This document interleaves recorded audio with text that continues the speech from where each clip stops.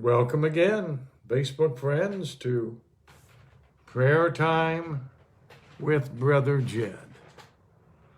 I've certainly enjoyed these daily gatherings, and I've learned a lot as I prepare these teachings so that we might be more effective in our prayers and that we might have more power in our prayers. And so that we know the promises that are available to us through Christ Jesus our Lord.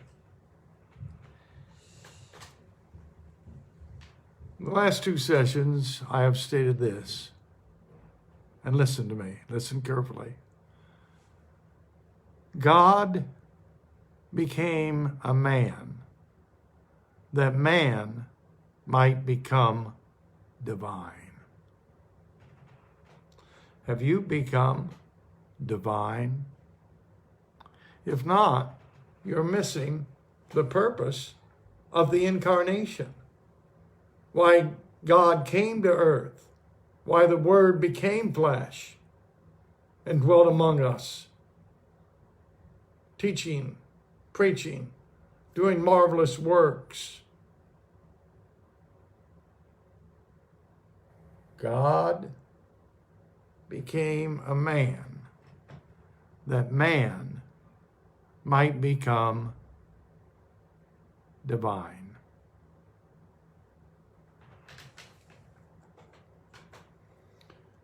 There's a name for this doctrine. It's not something I've invented, or it's not something new connected with the latter rain movement at all, or some such thing as that. I believe many latter rain people held to it. But it's a very old teaching in the church that's often neglected today, usually neglected, I fear.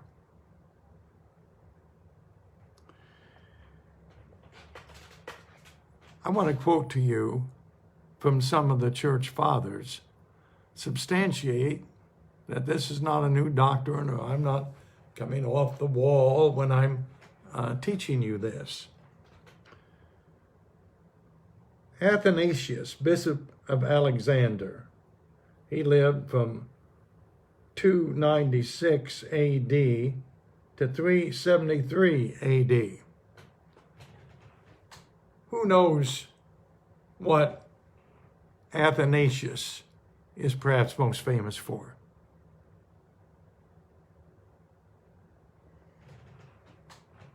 Ken, you've got it. His writings on the Trinity and his defense on the Trinity against the Arian heresy. At the Council of Nicaea, he was the foremost promoter of the Trinity doctrine, which is, of course, a biblical doctrine. The Bible teaches in 1 John, there are three that bear record in heaven, and these three are one. Jesus told his disciples to go into all nations, baptizing and teaching, baptized in the name of the Father, the Son, and the Holy Spirit, or Holy Ghost, the Trinity. So this is not some obscure fellow in church history. Athanasius is one of the biggest names in church history. And Athanasius wrote, "The Word was made flesh in order that we might be made gods." That's God's purpose. The Word became flesh that we might become gods. Just as the Lord, putting on the body, became a man, so also we men are both deified through his flesh and henceforth inherit everlasting life. Deification is the name of the doctrine I'm teaching. Divination, or the third term is a Greek term, theosis. Theosis. Look these terms up in your Bible dictionary. Then Athanasius is very direct. He says, "For the Son of God became man so that we might become God." Think of that. Now, he's not saying that we become the creator of the universe. We don't become the Trinity. Although we're in the Trinity, and the Trinity is in us, and we're one with God. But we are created beings. God is an eternal being. The Arian heresy was that Christ, the second person of the Trinity, was, what we call the second person of the Trinity, the Word had a beginning. He was begotten. Whereas Athanasius taught that the second person of the Trinity has always been and always will be.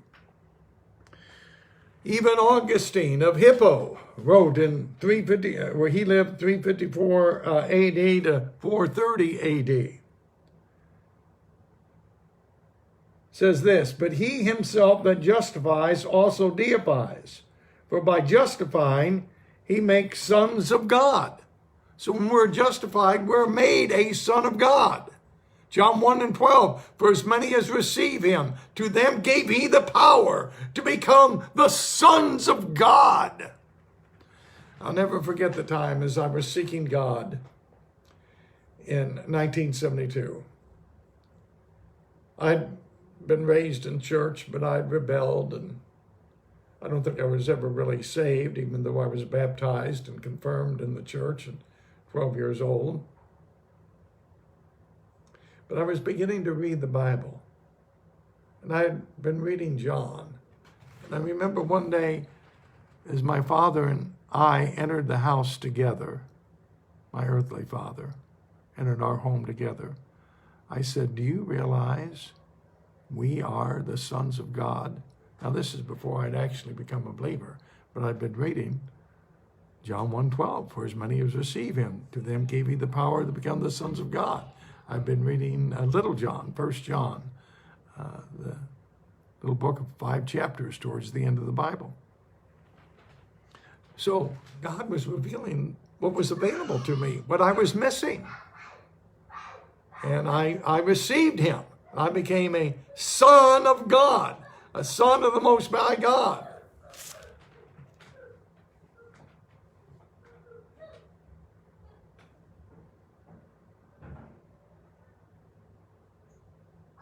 So Augustine goes on to say, Christ came to make human beings gods.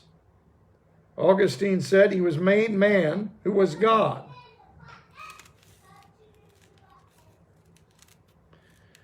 Back to Irenaeus. I quoted him the other day. He lived 130 AD to 200. The Word of God, our Lord Jesus Christ, who did through his transcendent love become what we are, that he might bring us to be even what he himself is. I'll read that again. The Word of God, our Lord Jesus Christ, who did through his transcendent love become what we are. He became a man. That Jesus might bring us to be even what he is himself, the Son of the living God, the second person of the Trinity, God manifested in the flesh.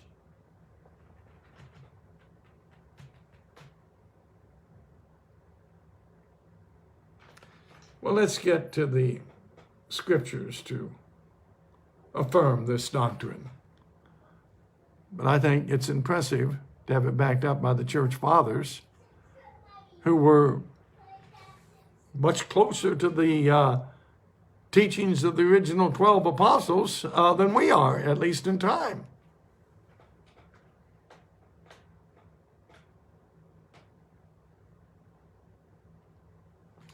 Let's go to 2 Peter, chapter 1. One of the theme verses of Prayer Time with Brother Jed is Peter's description of the ministry of Jesus to Cornelius' house in Acts chapter 10 and verse 38.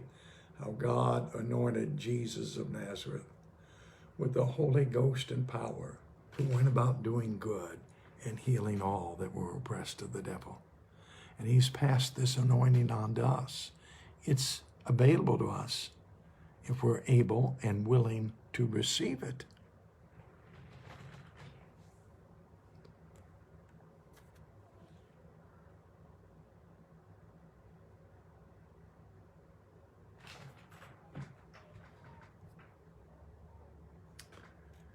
All right, 2 Peter, chapter 1. Simon Peter, a servant and an apostle of Jesus Christ, to them that have obtained like precious faith with us through the righteousness of God and our Savior Jesus Christ. He was apostle. The Bible says in the book of Ephesians that when Jesus ascended, he gave some apostles, some prophets, some evangelists, some pastors, some teachers for the work of the ministry, for the edifying the body of Christ, for the perfecting of the saints.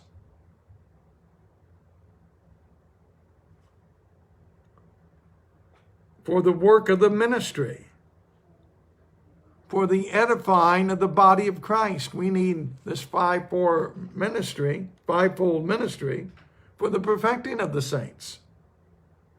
For the work of the ministry. If the work of the ministry is going to carry on, if we're going to be successful in going into all the world and preaching the gospel, if we're going to be really successful in our missionary efforts, we need to get back to this principle of apostles, prophets, evangelists, teachers, and pastors. Of course, I operate in the church in the office of an evangelist and a teacher of the Bible. I'm teaching the Bible in these sessions. This is the 24th session we've had on prayer time with Brother Jed. I spent 15 years as a pastor of College Community Church in Central Ohio.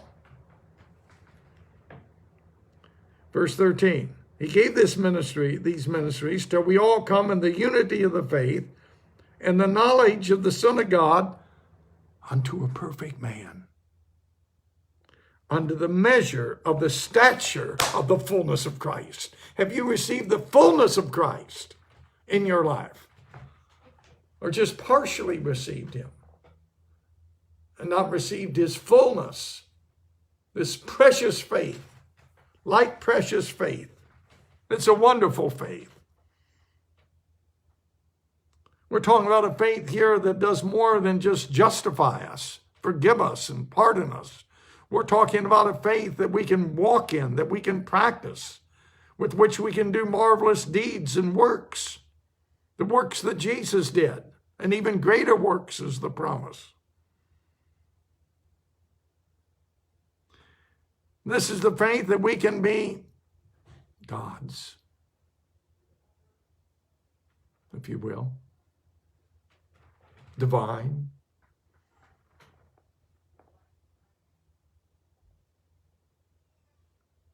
Godlike in character, godlike in power.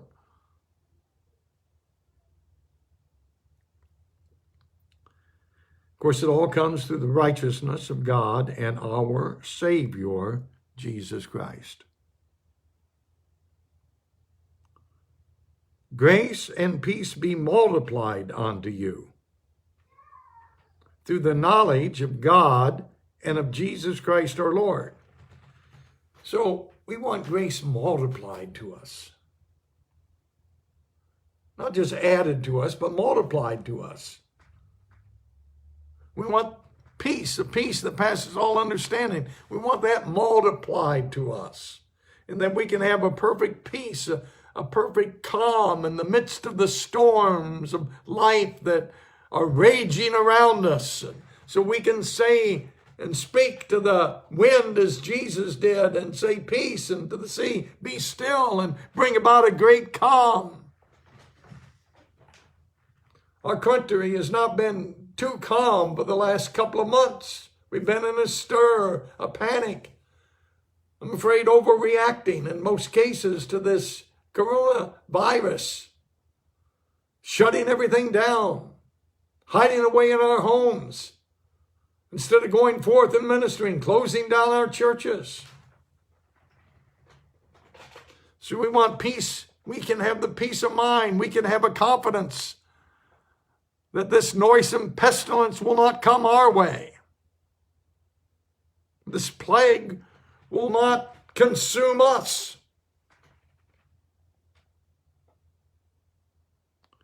According as his divine power. Oh, no, remember, we get this grace multiplied and peace multiplied to us. How? Through the knowledge of God. We have to have knowledge. Jesus said, know the truth, and the truth will set you free. Jesus was a teacher. We've got to know something to have faith. Most people don't know the basic fundamental doctrines of Christianity, let alone whether they're true or not. And often Christians, they might know the basic fundamental doctrines. They may know of saving grace, but they don't know of sanctifying grace. The grace that really transforms them into being divine, godlike.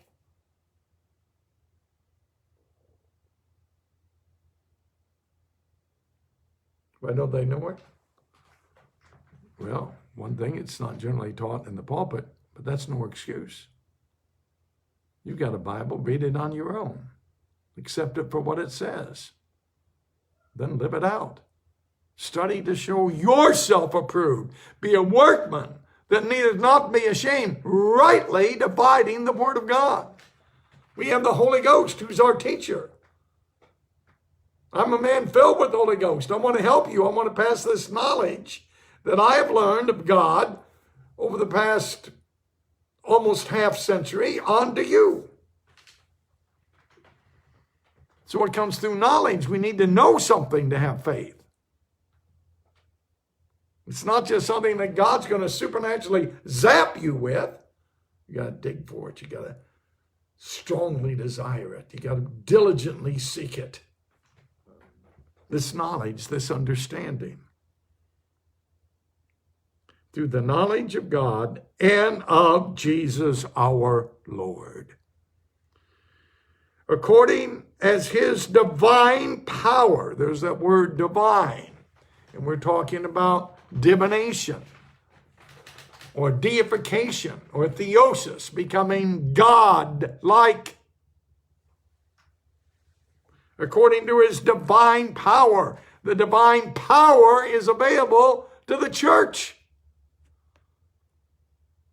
We need to believe it and exercise it. Not be weaklings, not be sickly. People often want to use the metaphor of the church as the hospital. No, the church is the Lord's host. The church is a mighty army. Ah, my friend Francis, all the way from Ghana, is tuning in. God bless you, dear brother. According as his divine power hath given unto us all things. He's given us all things that pertain unto life and godliness. Godliness. Are you a godly man? Are you a godly woman? We often call our ministers men of God or women of God. People that have the great anointing. You don't have to hold one of the offices of the church, apostle, prophet, evangelist, teacher, pastor, to be considered a man of God. The Bible says Elijah was a man subject to like passions as we are. He was a man like we are. And he prayed earnestly, fervently, that it would not rain for 3.5 years. And it did not rain. There was a drought in the land for 3.5 years. And then he prayed again. And the rains came. The drought and famine was over. That's the kind of power he had under the old covenant. And he was a man subject to like passions as we are. Even at times had his doubts and fears. If you read the life of Elijah, posted a sermon on Elijah here the other day. It's in my timeline, if you go back to it. According to his divine power, hath given unto us all things that pertain unto life and godliness. I like life. I want to live, not die. I don't want to die before my time. We're ready to go, but we don't want to go before our time. I don't want to be certainly taken out of the picture by a coronavirus. I believe that's the will of God.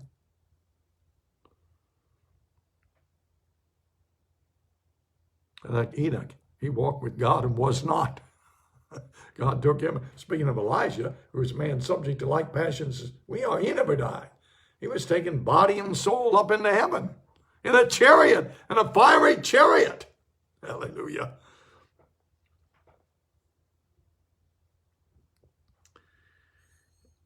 Through the knowledge of him. Again, this word knowledge. Knowledge. True faith is based upon knowledge. The more knowledge we understand, the greater our faith will be. And, as I go and preach on college campuses, I look at the freshmen coming in, and a lot of them still have a brightness about their countenance. And they were raised in the church, and they claim to be Christians, and they're basically living, it seems, a morally upright life, and they want to please their parents. But it doesn't take long before their countenance falls. And instead of having faith, they begin to have doubts. And then they become skeptics, agnostics, and even atheists. You know why? Because they're not getting the truth. Truth, knowledge of the truth, births faith. And the evidence that they're not getting truth in the classroom is so many graduates are lacking in faith. They have less faith when they entered college than they did when they graduate. They have even less faith when they get their master's degree. If they were getting truth in the classroom and receiving it and understanding it, they would have more faith when they get their bachelor's degree, and even more when they get their master's, and even greater faith. They'd have great faith by the time they got their PhDs. And how many PhDs do you know are great men of faith? I know a few, thankfully. We have at least one and a few PhDs in our church that have faith.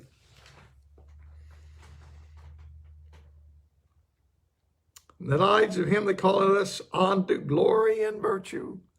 We go from glory to glory. Most people go up and down, but the Bible teaches that we're to go from glory to glory to glory to glory to glory. Get closer and closer to God. Get more and more power. A greater and greater and greater anointing with the passage of the years. It's available, but we got to study for it. And then when we learn it, we got to act on it. Use it if we're going to keep it. It's like you got to use your muscles if you're going to keep your muscles.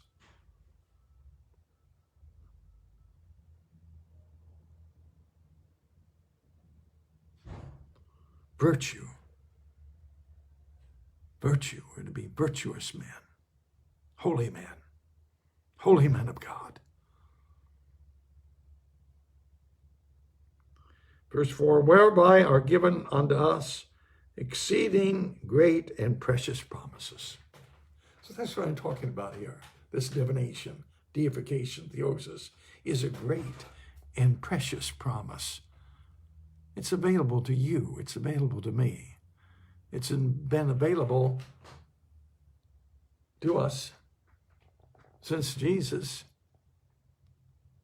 rose from the dead and ascended into heaven. But few seek it. Most are just content to, if I can just hang on and get to heaven. They're content with that. We shouldn't be content with that.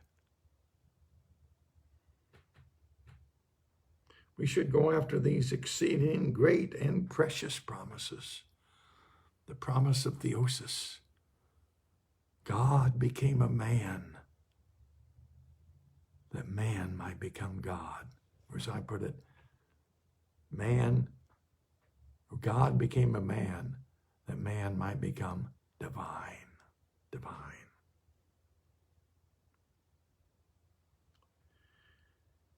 So in verse 3, it talks about the divine power.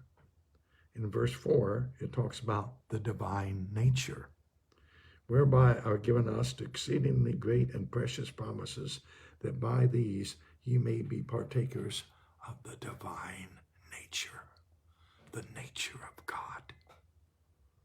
Having escaped the corruption that is in the world through lust. So we've escaped the lust of the flesh, the pride of life. We've escaped that.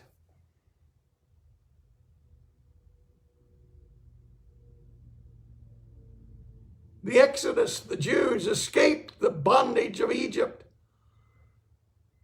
for the exceedingly great promises of the Canaan's land, a land that floweth with milk and honey. Took them 40 years to get there. That wasn't necessary because they were doubt and unbelief. Took them 40 years, a whole generation passed.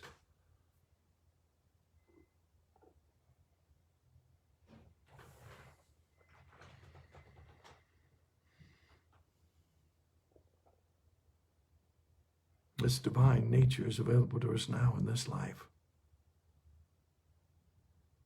We don't have to wait for the next life. Do you believe it? Do you really believe it? I don't know. Do you? Do you believe it? Well, then teach it. Tell others. Exercise the power of God. Lay hands on the sick. Cast out devils. Freely you've been given, freely, and now freely given on to others.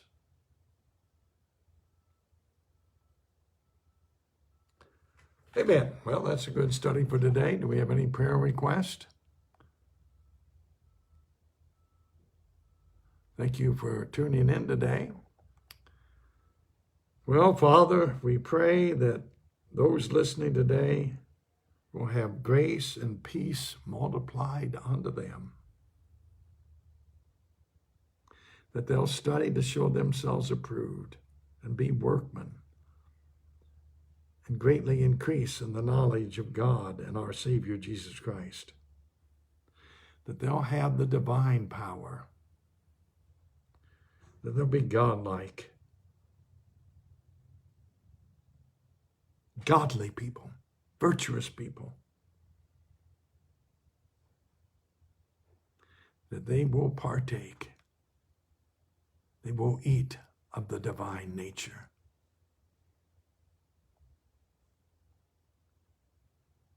That will not look back to Egypt, but will look forward to Canaan's land.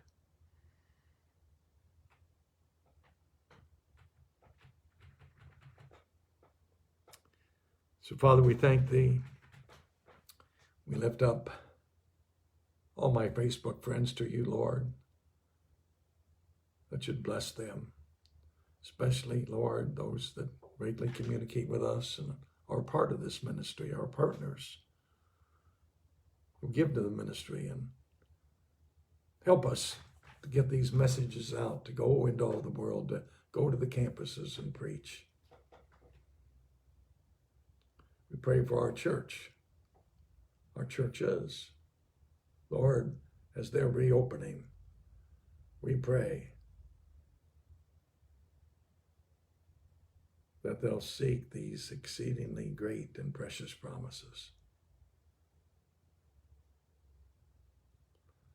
That they'll begin to operate in the power of God, that will show the world that we are essential. That we are an essential institution. We're more essential than McDonald's or Walmart. We're more essential than civil government even.